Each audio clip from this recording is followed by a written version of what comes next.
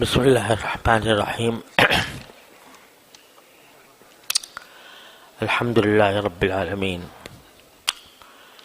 والصلاة والسلام علی رسولہ الکریم وعلی آلہ واصحابہ اجمعین وعلی کل من تبعہم بإحسان الی یوم الدین۔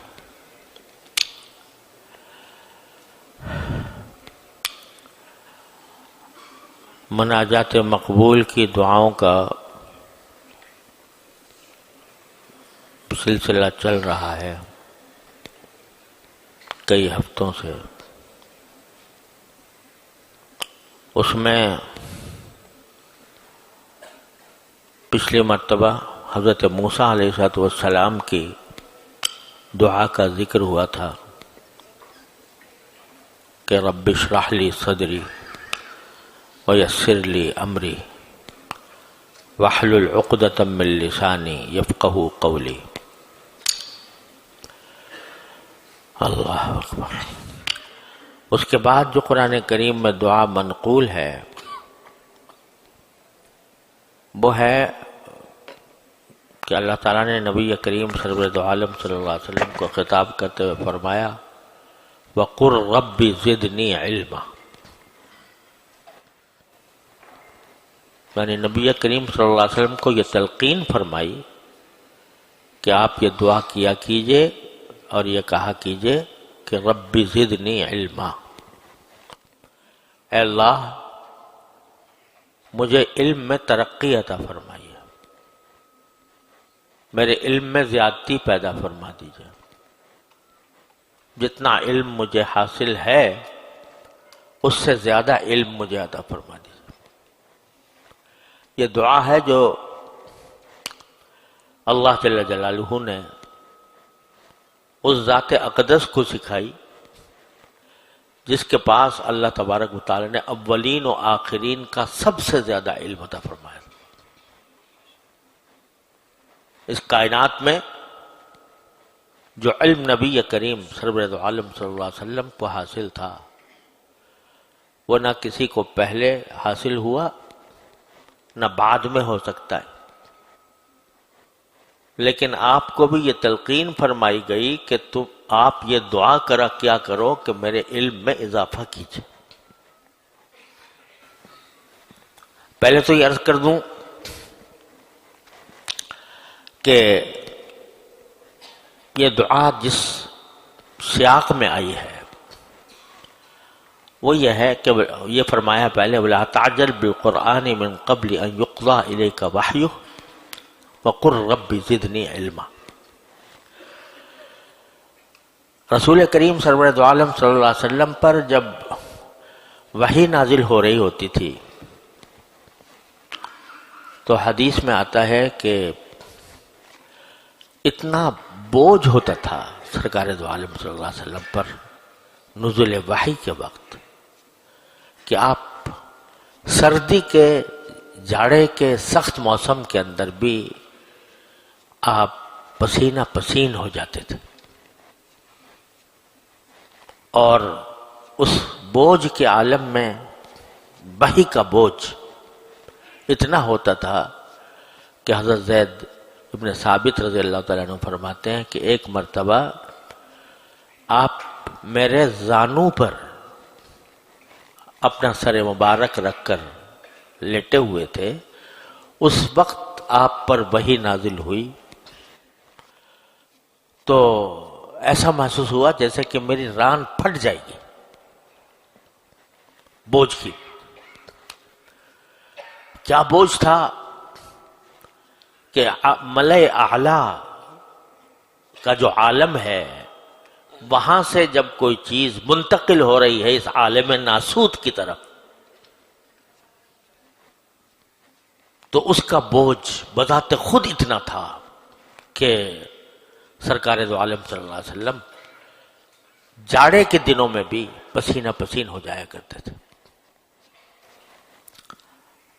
تو ایک طرف تو وحی کا بوجھ تھا، دوسری طرف ایک اور بوجھ یہ تھا کہ یہ اللہ جل جلالہ کا کلام آ رہا ہے اور یہ محض میرے لیے نہیں آ رہا ساری دنیا کے لیے آ رہا ہے اور مجھے اس کو ساری دنیا تک پہنچانا ہے، لہذا اس کا یاد رہنا بھی ضروری ہے۔ اور صرف اتنا ہی نہیں کہ یاد ہو جائے، بلکہ اس کو سمجھ کر اس پر عمل کرنا بھی ضروری ہے اور دوسروں سے عمل کرانا بھی ضروری ہے۔ تو کہیں ایسا نہ ہو کہ کوئی لفظ میں بھول جاؤں، اور کہیں ایسا نہ ہو کہ کسی لفظ کا مفہوم اور اس کا جو معنی ہے، اس کا جو مضمون ہے، وہ میں سمجھنے سے قاصر رہوں۔ تو ایک تو وحی کا بذات خود اتنا بوجھ، دوسری طرف یاد رکھنے کا بوجھ، تیسرے اس کو سمجھنے کا کی کوشش کا بوجھ۔ تو اللہ جل جلالہ نے اپنے محبوب صلی اللہ علیہ وسلم کے لیے یہ برداشت نہ فرمایا کہ میرا محبوب اتنے سارے بوجھ اٹھائے، ایک وحی کا بوجھ، پھر یاد رکھنے کا بوجھ، پھر سمجھنے کا بوجھ۔ اور اس بوجھ کی وجہ سے ایسا ہوتا تھا کہ ادھر جبریل امین علیہ السلام وحی نازل کر رہے ہیں، قرآن کریم کی تلاوت کر رہے ہیں، اور ادھر آپ اپنے زبان سے اس کو دہراتے جاتے تھے تاکہ بھول نہ جاؤں۔ تو اللہ تبارک و تعالی نے دو جگہ پر قرآن میں آپ کو تسلی دی کہ چلو وحی کا جو بوجھ ہے وہ تو اپنی جگہ ہے، یہ عالم ناسوت ہے، یہ انسانوں کا عالم ہے، اور وحی ملائے اعلیٰ سے آ رہی ہے، فرشتہ لے کر آ رہا ہے۔ تو اس واسطے یہ تو ایک طبعی بات ہے کہ اس کا ایک وزن ہونا چاہیے، اس کا ایک بوجھ ہونا چاہیے، لیکن یہ جو آپ کو بوجھ ہو رہا ہے یاد رکھنے کا اور اس کو سمجھنے کا، یہ آپ بھول جائیے، اس کو یہ بوجھ نہ رکھیے، یہ ہمارا کام ہے۔ سورہ قیامہ میں فرمایا کہ لا تحرک بہ لسانک لتعجل بہ، آپ یہ جو بار بار زبان اپنی حرکت دیتے رہتے ہیں، جلدی سے اس کو یاد کرنے کے لیے یہ نہ کیجیے، اس کی ضرورت نہیں ہے۔ لا تحرک بہ لسانک لتعجل بہ، کیوں؟ آپ کو جو بوجھ ہے، بلکہ دو ہی نہیں 3 قسم کا ہے۔ ایک تو یہ اس کو یاد رکھنے کا، دوسرے یہ کہ قرآن جو ہے وہ اللہ تعالیٰ کا کلام ہے، اس کو صرف پڑھنا ہی نہیں ہے، بلکہ اس طرح پڑھنا ہے جس طرح وہ نازل ہوا۔ تو اس کو محفوظ رکھنا، اور تیسرے اس کے معنی سمجھ کر اس پر عمل کرنا اور دوسروں تک پہنچانا۔ تو فرمایا ان تینوں چیزوں کی ذمہ داری ہم لیتے ہیں۔ لا تحرک بہ لسانک لتعجل بہ ان علینا جمعہ وقرآنہ،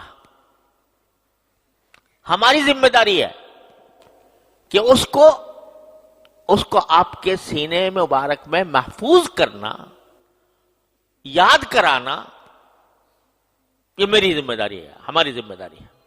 ان علینا جمعہ، اس کو آپ کے سینہ مبارک میں محفوظ کرنا، یہ ہماری ذمہ داری ہے۔ آپ فکر چھوڑ دیجئے اس کے کہ یاد رہے گا نہیں رہے گا، تو اس کو یاد ہم کریں گے۔ پھر بقرآن، ہمارے اوپر ہے یہ ذمہ داری کہ ہم آپ کو پڑھنے کا طریقہ بھی سکھائیں۔ وہ بھی یہ جو آپ کے اوپر ایک ذمہ داری آ رہی ہے، تو اس کو کہ آپ اسی طرح پڑھیں، اسی طرح لوگوں کو سکھائیں، اسی طرح تعلیم دیں جس طرح وہ نازل ہو رہا ہے، جن الفاظ کے ساتھ، جس تلفظ کے ساتھ اور جس انداز میں نازل ہو رہا ہے، اس کو اس طرح پہنچانے کے لیے یہ ہماری ذمہ داری ہے کہ ہم آپ کو اسی طرح پڑھوائیں گے۔ اور فَإِذَا قَرَأْنَاهُ فَاتَّبِعْ قُرْآنَهُ، تو جب ہم پڑھیں گے، یعنی ہمارا فرشتہ پڑھ کے سنائے گا آپ کو، تو جس طرح اس نے پڑھا ہے اسی کا اتباع کیجئے. بعد میں ہم خود آپ کو دل میں ڈال دیں گے کہ کیسے پڑھنا ہے، اور پھر اسی کا اتباع کیجئے. ثم ان علینا بیانہ، پھر ہماری ذمہ داری یہ بھی ہے کہ اس کا مطلب آپ کو سمجھائیں، اس کا مضمون آپ کے دل میں محفوظ کریں، اس کی تشریح کریں، اس کی تفسیر کریں. یہ ساری ذمہ داری بھی ہم لیتے ہیں، آپ تو بس سنتے جائیے وحی کیا نازل ہو رہی. یہ تسلی دی سورہ قیامہ میں.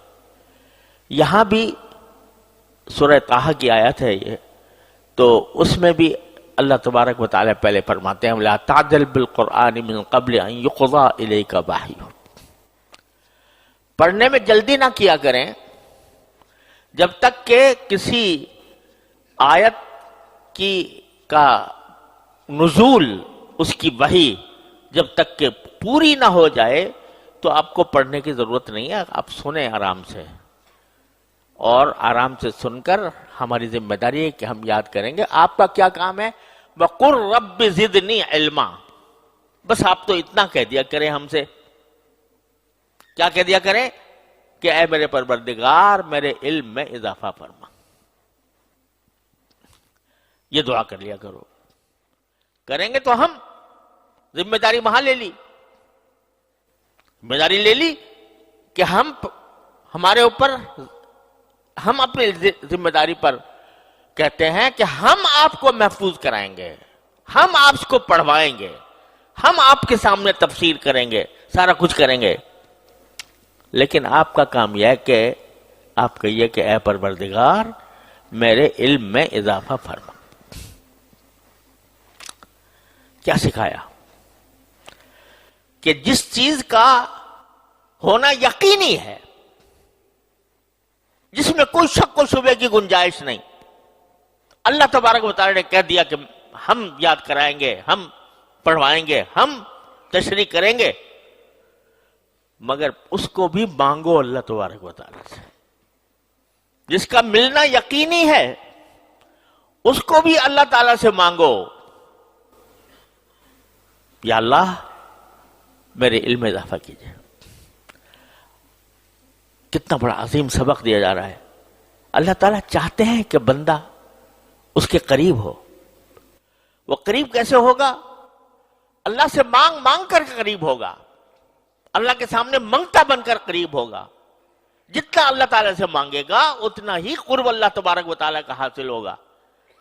تو صرف وہی چیز نہیں جو مشکوک ہے، مشتبہ ہے، جو پکی یقینی چیز ہے وہ بھی اللہ سے مانگو. یہ جو رسول کریم سرور دو عالم صلی اللہ علیہ وسلم سے منقول ہے کہ فرما رہے ہیں اللہم انی اسألک الجنہ وما قرب الیہا من قول وعمل.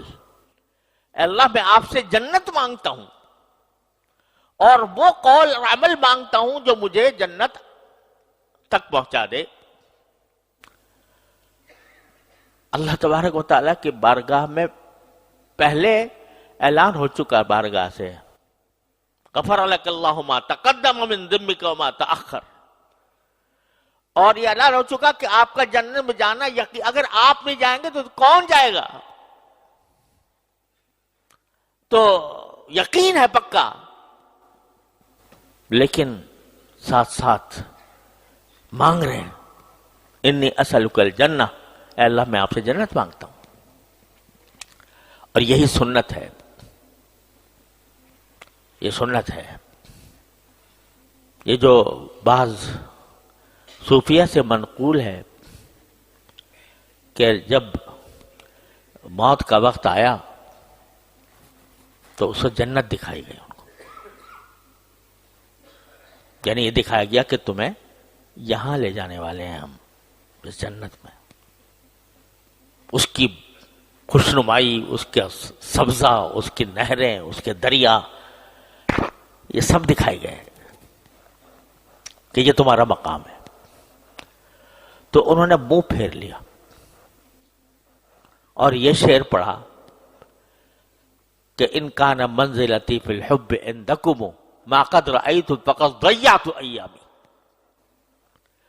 کہ اگر میرا آپ سے محبت میں میرا مرتبہ یہ تھا کہ ان جنت کی لذتیں تھیں میرے لیے، اس لیے میں نے عبادت کی تھی آپ کی، اس لیے میں نے آپ کو یہ پکارا تھا، اس لیے آپ سے محبت کی تھی کہ یہ جنت کی نعمتیں حاصل کروں، اگر میرے محبت کا درجہ آپ کے ہاں یہ ہے تو پھر میں نے اپنی زندگی ضائع کر دی، مجھے تو کچھ اور چاہیے، وہ آپ کی رضا چاہیے، آپ کا دیدار چاہیے، آپ کی محبت چاہیے۔ یہ جو جنت کی جو نعمتیں ہیں یہ اس کی خاطر میں نے نہیں کی تھی عبادت، میں نے تو آپ کی رضا کے لیے کی تھی، آپ کی محبت کے لیے کی تھی، تو میں نے اگر یہ مسئلہ ہے میرا تو میں نے زندگی ضائع کر دی۔ تو یہ بات ہے بظاہر تو لگتی ہے بہت اونچی کہ بھئی وہ جنت کی نعمتیں جو مادی نعمتیں ہیں کہ کھانا اور پینا اور حسین مناظر اور حوریں اور فلانا، یہ اس کے لیے نہیں چاہ رہے، وہ چاہتے ہیں کہ مجھے اللہ کا قرب چاہیے، اللہ کی محبت چاہیے، اللہ کے تعلق چاہیے، اس لیے کی تھی میں نے عبادت۔ تو بظاہر تو بہت اونچی بات معلوم ہوتی ہے، لیکن رسول کریم سرور دو عالم صلی اللہ علیہ وسلم کی سنت وہ نہیں ہے، وہ نہیں ہے کہ ان سے بے نیازی اختیار کی جائے، اللہ کی نعمتوں سے بے نیازی اختیار کی جائے، یہ بندے کا کام یہ نہیں۔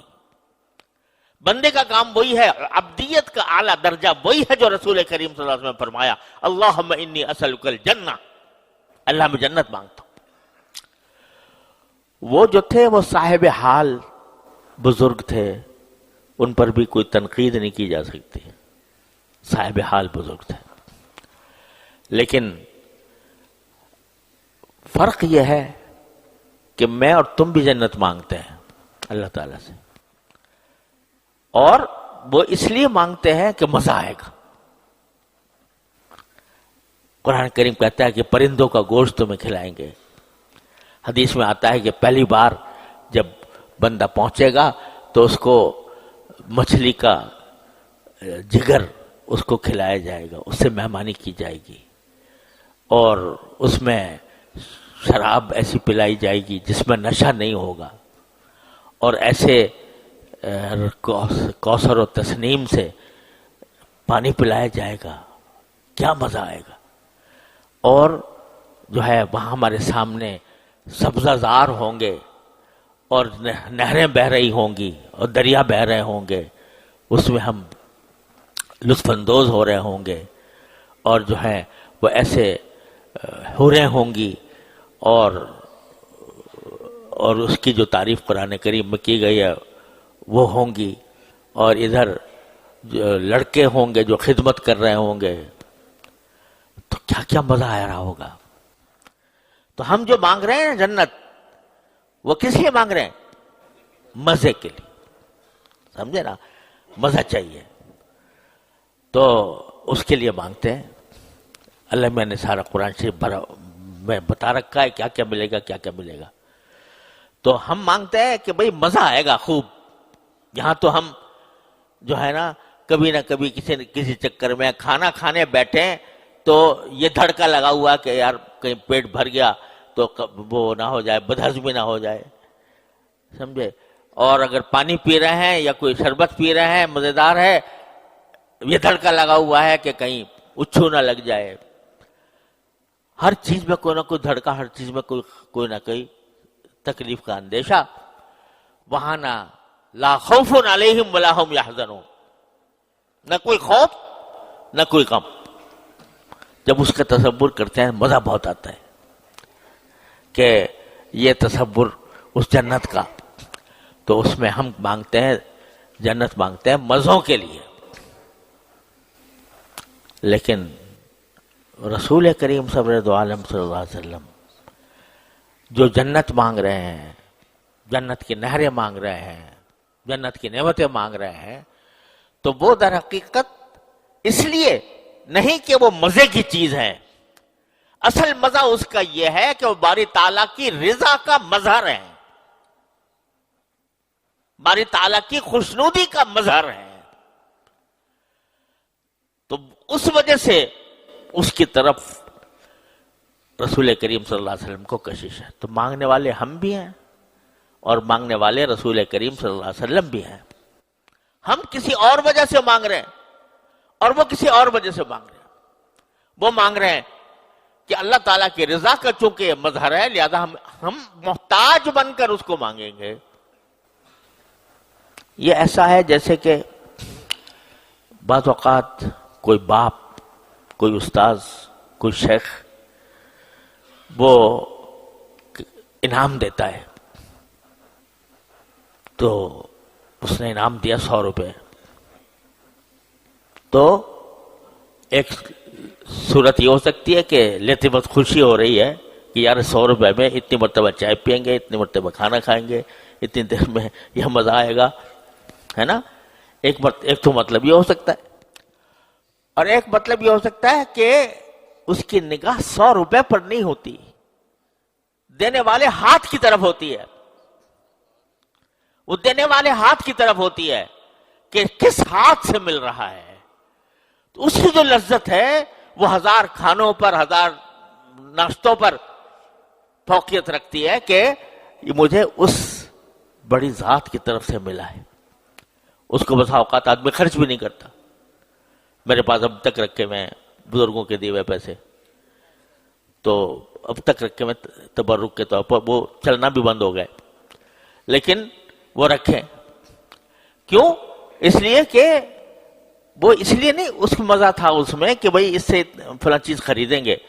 مزہ یہ تھا کہ میرے والد نے دیے ہوئے ہیں، میرے شیخ نے دیے ہوئے ہیں، میرے استاد نے دیے ہوئے ہیں، میرے محبوب نے دیے ہوئے ہیں. تو بالکل یہ مثال ہے ہماری مانگنے کی اور رسول کریم صلی اللہ علیہ وسلم کے مانگنے کی، کہ ہم جو مانگ رہے ہیں نا وہ تصورات کی دنیا میں کھوئے ہوئے ہیں کہ کیسا کیسا مزہ آئے گا. اور حضور اقدس صلی اللہ علیہ وسلم کا مزہ یہ ہے کہ یہ کس ہاتھ کی طرف سے مل رہی ہے نعمت، نگاہ اس کی طرف ہے. تو فرماتے ہیں اللہم انی اسألک الجنہ. اسی لیے حضرت تھانوی رحمۃ اللہ علیہ نے فرمایا، اللہ تعالیٰ ان کے درجات بلند فرمائے، کہ جو شخص مبتدی ہوتا ہے اس کا حال اور منتہی کا حال ظاہر میں ایک جیسا ہوتا ہے. جو ابھی کام شروع کر رہا ہے اس کی حالت اور جو کام کر کے پتہ نہیں کہاں چڑھ گیا اس کی حالت دیکھنے میں ایک جیسی لگتی ہے. اور جو بیچ میں ہوتے ہیں، ابھی ابتدا سے گزرے انتہا تک نہیں پہنچے، تو ان کا حال مختلف ہوتا ہے. تو دیکھو، ایک ہمارا مانگنا ہے جنت، یہ کس کا مانگنا ہے؟ مبتدی کا، مزوں کی وجہ سے. ایک مانگنا ہے سرور دو عالم صلی اللہ علیہ وسلم کا، منتہی کا، کہے کے لیے اللہ جل جلالہ کے رضا اور قرب کا مظہر ہونے کی وجہ سے. اور ایک بزرگ کا کہنا ہے کہ جی مجھے نہیں چاہیے یہ جنت، مجھے تو آپ کی رضا چاہیے. یہ درمیانی ہے. یہ تو مبتدی اور منتہی دونوں کہہ رہے ہیں اللہم انی اسألک الجنہ، اور وہ درمیان والا کہہ رہا ہے مجھے نہیں چاہیے. تو جو آخری مقام تک پہنچ گیا ہے وہ سب تیر بیر کے، تو حضرت نے اس کی مثال دی ہے جیسے ایک دریا ہے، ایک آدمی اس کنارے پر کھڑا ہے اور ایک آدمی اس کنارے پر کھڑا ہے. ایک وہ ہے جو درمیان میں غوطے مار رہا ہے. تو یہ جو ہے یہ تو دریا میں داخل ہی نہیں ہوا جو مبتدی ہے. اور وہ جو اس کنارے پر کھڑا ہے وہ سارے موجوں سے لڑ کر دوسرے کنارے پر پہنچ چکا. تو دیکھنے میں دونوں لگ رہے ہیں کہ یہ بھی کنارے پہ وہ بھی کنارے پہ. اور ایک ہے جو درمیان میں غوطے مار رہا ہے بظاہر بہت زیادہ بہادر لگتا ہے کہ وہ تو خشکی پہ کھڑا ہے، یہ بھی خشکی پہ کھڑے، اور بیچ میں جو موجیں مار رہا ہے بہت زیادہ بہادر ہے کہ غوطے لگا رہا ہے پانی کے اندر. لیکن حقیقت میں افضل کون ہوا؟ وہ جو دوسرے کنارے پہ پہنچا. تو اس لیے جنت مانگی نبی کریم صلی اللہ علیہ وسلم. کہہ یہ رہا تھا، بات کہاں سے کہاں چلی گئی، کہہ یہ رہا تھا کہ جس چیز کا حصول یقینی ہو کسی کو، اس کے لیے بھی مانگنے کی دعوت دی گئی ہے. مانگو، چاہے ہم نے وعدہ کر رکھا ہے دینے کا، لیکن مانگو. کیوں؟ اس لیے کہ جتنا مانگو گے اتنا میرے قریب آؤ گے، جتنا مانگو گے میرا قرب حاصل ہوگا، اور قرب بھی حاصل ہوگا، میری محبت بھی حاصل ہوگی. جو نہیں مانگتا اس کے بارے میں حدیث میں ہے کہ اللہ اس پہ ناراض ہوتا ہے. مانگتا کیوں نہیں ہے یہ؟ جو جتنا مانگتا ہے اتنا ہی اللہ تعالیٰ کا قرب حاصل ہوتا ہے. تو وہ چاہتے ہیں کہ مانگے، یقینی چیزیں بھی مانگے. اور یہ سکھا دیا رسول کریم صلی اللہ علیہ وسلم کو کہ علم میں اضافہ. اب اسی لیے کہا جاتا ہے، ہمارے بزرگوں کا تجربہ ہے کہ اگر کسی شخص کا حافظہ کمزور ہو، پڑھتا ہے مگر یاد نہیں رہتا، تو یہ دعا پڑھا کرے، یہ دعا کیا کرے، رب زدنی علما. اس سے حافظہ بھی قوی ہوگا. اگر سمجھ میں آنے میں دشواری ہوتی ہے تو پھر بھی یہ پڑھا کرے، رب زدنی علما. کیونکہ اس دعا کے ذریعے وہ دو پریشانیاں حضور کی رفع کی گئی نا. ایک پریشانی یہ تھی کہ یاد کیسے کروں اس کو، ایک پریشانی یہ تھی کہ اس کو سمجھوں کس طرح. دونوں پریشانیوں کا علاج آپ نے فرمایا رب زدنی علما. یہ کہو رب زدنی علما. تو یہ اصل میں جو دعا سکھائی گئی وہ حافظے کی تقویت کے لیے اور سمجھنے کی تقویت کے لیے. لہذا بزرگوں نے کہا کہ یہ دعا جو ہے یہ دونوں کاموں کے لیے فائدہ مند ہے. اس سے حافظہ بھی بڑھتا ہے، اس سے فہم بھی بڑھتی ہے، سمجھ بھی بڑھتی ہے. اور یہ میں بار بار آپ سے عرض کرتا رہا ہوں کہ جب اللہ تعالیٰ فرماتے ہیں قل، یہ کہو، تو یہ ناممکن بات ہے کہ وہ ہم سے کہیں کہ یہ مانگو مجھ سے، اب کیا نہیں دیتا. یہ کیسے ممکن ہے کہ وہ ہم سے فرمائیں کہ یہ کہو، یہ مانگو، اور جب مانگے تو نہ دے؟ یہ تو اللہ تعالیٰ سے ممکن نہیں. لہذا جتنا کہو گے اتنا ہی انشاءاللہ اس کا نتیجہ نکلے گا، حافظہ بھی بڑھے گا اور سمجھ بھی بڑھے گی. یہ تو اس کے شان نزول سے متعلق بات تھی جو میں نے عرض کی. اب جو کہا جا رہا ہے کہ یعنی اگر اس کے مفہوم پر غور کرے آدمی تو یہ فرما رہے ہیں کہ علم میں میرے اضافہ کر. کس سے فرمایا جا رہا ہے؟ سید الاولین والآخرین سے، جس کے اوپر تمام کائنات کے علوم قربان، صلی اللہ علیہ وسلم. اس سے کہا جا رہا ہے اور بڑھاؤ میرے علم کو. تو معلوم ہوا کہ علم ایسی چیز ہے کہ جس کی کوئی نہایت نہیں، جس کا کوئی انتہا نہیں.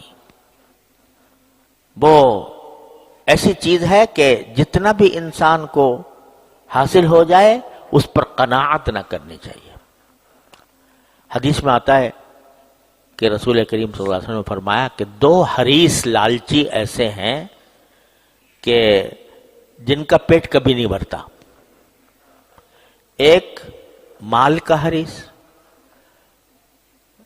مال کی جب حرص پیدا ہو جاتی ہے تو وہ کہیں جا کے رکتی نہیں. وہ حدیث میں خود حدیث قدسی ہے کہ اگر ابن آدم کو ایک وادی سونے سے بھری مل جائے تو کہے گا دوسری وادی بھی چاہیے، اور دو وادیاں سونے سے بھری مل جائے تو کہے گا تیسری بھی چاہیے. اور کتنا بلیغ جملہ فرمایا کہ ابن آدم کا پیٹ سوائے مٹی کے کوئی اور چیز نہیں بھر سکتی. اس کا پیٹ نہیں بھرتا. ہاں مٹی بھرے گی جب قبر میں چلا جائے گا. تو ایک تو مال کی ہرس ہے اور دوسرا علم کی ہرس ہے. علم کا جو حریص ہوتا ہے اس کا پیٹ بھی کبھی نہیں بھرتا. وہ ہر آن یہ چاہتا ہے کہ میرے علم میں اور اضافہ ہو، اور اضافہ ہو، اور اضافہ ہو. اے برادر بے نہایت درگہست، ہرچ بھی بروے می روی بروے مائست. اے میرے بھائی، یہ علم کی جو درگاہ ہے یہ بے نہایت ہے، اس کی کوئی انتہا نہیں. جہاں بھی پہنچ جاؤ وہاں جا کے کھڑے مت ہو، بلکہ اپنا سفر جاری رکھو.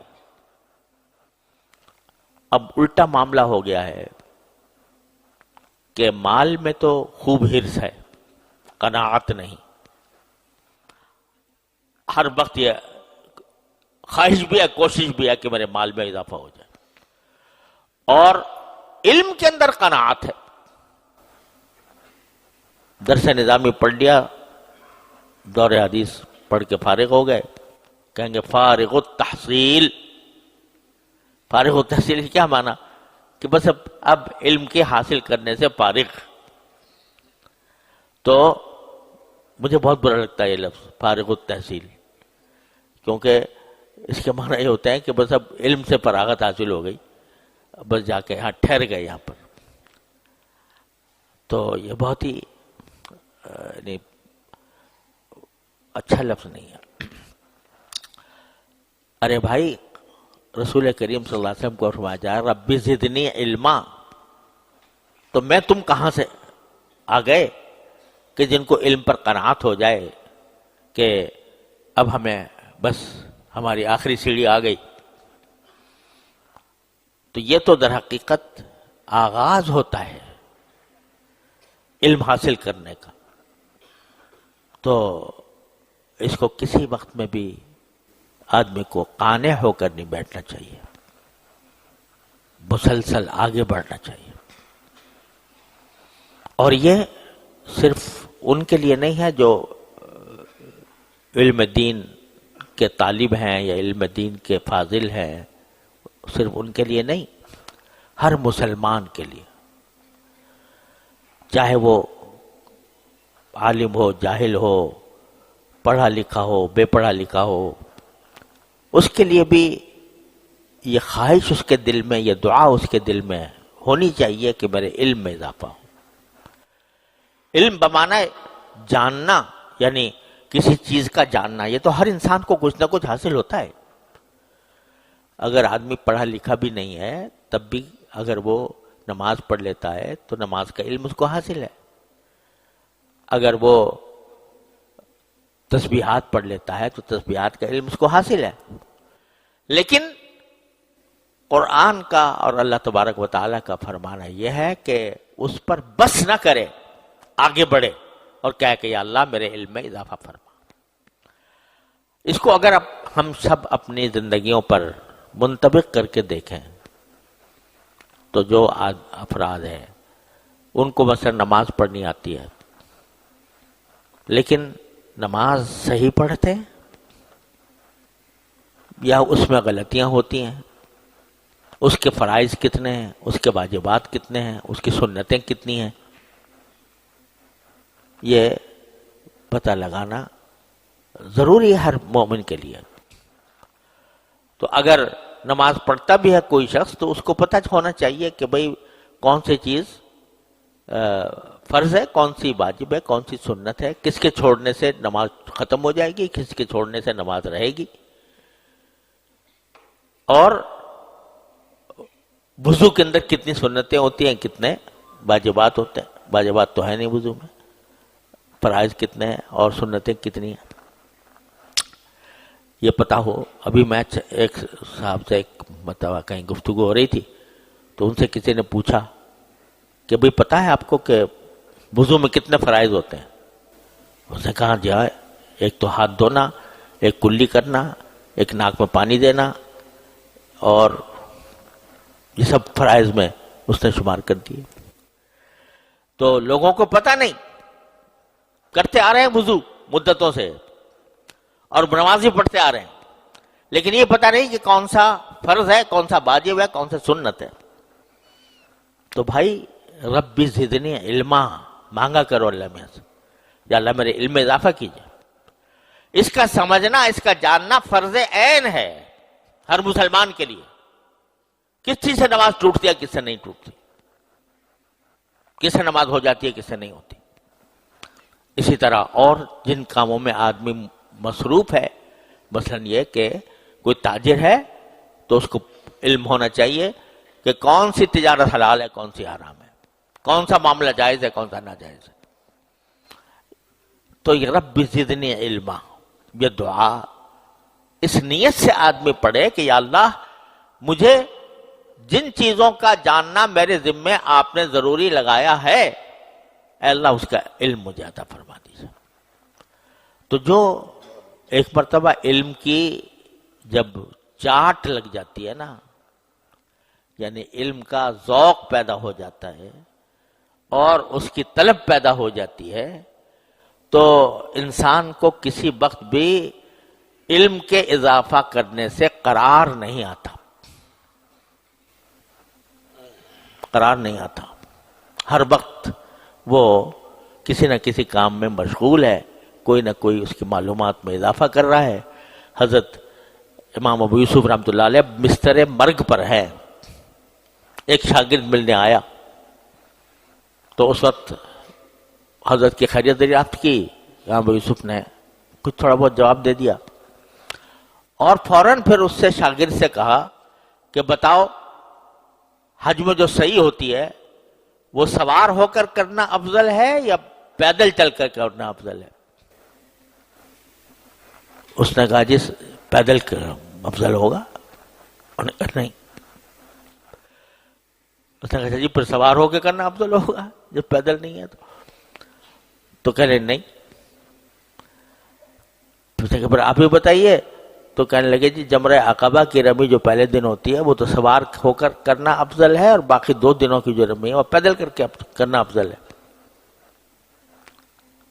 تو وہ کہتے ہیں جی یہ میں علم حاصل کر کے امام ابو یوسف سے اور باہر نکلا، چند قدم چلا تھا تو گھر سے آواز آئی کہ انتقال ہو گیا۔ آخر وقت میں بھی علمی مسئلہ دھیان میں چکر لگا رہے، زدنی علما کی دعا مانگی ہوگی۔ تو ہر وقت یہ ہمارے اکابر میں سے پتہ نہیں کتنے ہیں، میرے والد ماجد رحمۃ اللہ علیہ کا جو آخری عمل تھا جس پر وفات ہوئی وہ ایک استفتاء کا جواب تھا، ایک استفتاء کا جواب لکھا، آخری عمل یہ تھا، اس کے بعد فوراً دورہ پڑا ختم۔ تو آخر وقت تک علم کے اضافے کی طلب یہ ہر انسان میں ہونی چاہیے، اور جب تک یہ طلب نہ ہو اس وقت تک انسان ترقی نہیں کرتا۔ وہ چاہے علم ظاہر ہو چاہے علم باطن ہو، کہ بھئی میں کس طرح اللہ تعالیٰ کا قرب حاصل کروں، کس طرح میرا تعلق اللہ تعالیٰ کے ساتھ مضبوط ہو، کس طرح میں اللہ تعالیٰ کو راضی کروں، یہ سارے علم چاہیے اللہ تعالیٰ کی بارگاہ تک پہنچنے کے لیے۔ تو اس کے لیے اس کو وظیفہ بنانا چاہیے، رب زدنی علما، اے اللہ ہمارے علم میں اضافہ فرمائیے، اور پھر اس اضافے سے فائدہ بھی ہمیں اٹھانے کی توفیق عطا فرمائے۔ علم جو ہو وہ کیسا ہو؟ نافع ہو۔ محض جان لینا علم نہیں، جب تک کہ وہ انسان کی زندگی میں داخل نہ ہو جائے، اس کے عمل میں داخل نہ ہو جائے۔ تو اللہ ایسا علم عطا فرمائیے جو آپ کے نزدیک علم ہے، اور جو اہل دنیا کے نزدیک صرف علم ہے، جاننے کی حد تک، انسان کے عمل پر اثر انداز نہیں ہوتا، انسان کے کردار پر اثر انداز نہیں ہوتا، وہ علم نہیں، وہ جہل ہے۔ تو اللہ ہمیں صحیح معنی میں علم کے اندر یہ ہر بندے کو، چاہے وہ عالم ہو چاہے جاہل ہو، چاہے پڑھا ہوا ہو چاہے ان پڑھ ہو، سب کو یہ دعا مانگنی چاہیے کہ رب زدنی علما، اے اللہ ہمارے علم میں اضافہ فرمائیے۔ وصلی اللہ تعالی علی خیر خلقہ سیدنا محمد، اللہم صلی علی سیدنا محمد وعلی آل سیدنا محمد کما صلیت علی ابراہیم وعلی آل ابراہیم انک حمید مجید۔ یا اللہ اپنے فضل و کرم سے اپنے رحمت سے ہمارے تمام گناہوں کو معاف فرما۔ یا اللہ ہمارے تمام چھوٹے بڑے اگلے پچھلے خفیہ علانیہ ہر طرح کے گناہوں کو معاف فرما۔ یا اللہ اپنی رحمت سے ہمیں اپنے رضا کامل عطا فرما، اپنے رضا کامل کی زندگی عطا فرما۔ یا اللہ دین کی صحیح سمجھ عطا فرما۔ یا اللہ دین کی صحیح سمجھ عطا فرما، اس پر عمل کی توفیق عطا فرما، اس پر استقامت عطا فرما۔ یا اللہ اپنے رحمت سے ہر طرح کے گناہوں سے ہماری حفاظت فرما، ظاہر و باطن کے گناہوں سے حفاظت فرما، ہماری ظاہری اور باطن بیماریاں دور فرما دے۔ یا اللہ اپنے رحمت سے ہماری ظاہری اور باطن بیماریاں دور فرما دے۔ یا اللہ ہم میں جو لوگ بیمار ہیں انہیں شفا کامل و عاجل عطا فرما، جو تنگ دست ہیں ان کی تنگ دستی کو دور فرما، جو اور کسی طرف پریشان ہیں اپنے رحمت سے ان کی پریشانیوں کو رفع فرما۔ یا اللہ ہمارے سے دنیا سے جو لوگ جدا ہو گئے ہیں اپنے رحمت سے ان کی مکمل مغفرت فرما۔ یہ ہمارے دور حدیث کے 2 طالب علم ہیں، ان کے بارے میں اطلاع ملی ہے کہ ان کے والد کا اچانک انتقال ہو گیا ہے، اور ان میں سے ایک ایسے ہیں کہ ان کی 6 بہنیں ہیں اور تنہا بھائی وہی ہے۔ ان کے لیے بھی دعا فرمائیے کہ اللہ تعالیٰ ان کے والدین کو مالی محمد ابو بکر عباسی اور عرفان اللہ وزیرستانی، اللہ تعالیٰ اپنی رحمت سے ان کے والدین کو، ان کے والد کو یا اللہ اپنی رحمت سے درجات عالیہ عطا فرما، ان کی مغفرت فرما، اور ان حضرات کو صبر جمیل عطا فرما، اور جو مسائل ان کے لیے کھڑے ہوئے ہیں اپنی رحمت سے ان کو آسانی کے ساتھ حل فرما دے۔ یا اللہ اور بھی جن حضرات کے سامنے کوئی مسائل اور مشکلات ہیں اپنی رحمت سے ان سب کو آسانیوں سے بدل دیجئے، اپنی رحمت سے آسانیاں پیدا فرما دیجئے۔ یا اللہ تمام حاضرین اور حاضرات کو ان کے تمام جائز مقاصد میں کامیابی عطا فرما، سب کی پریشانیوں کو دور فرما۔ وصلی اللہ تعالی علی خیر خلقہ سیدنا مولانا محمد وعلی آلہ واصحابہ اجمعین، آمین برحمتک یا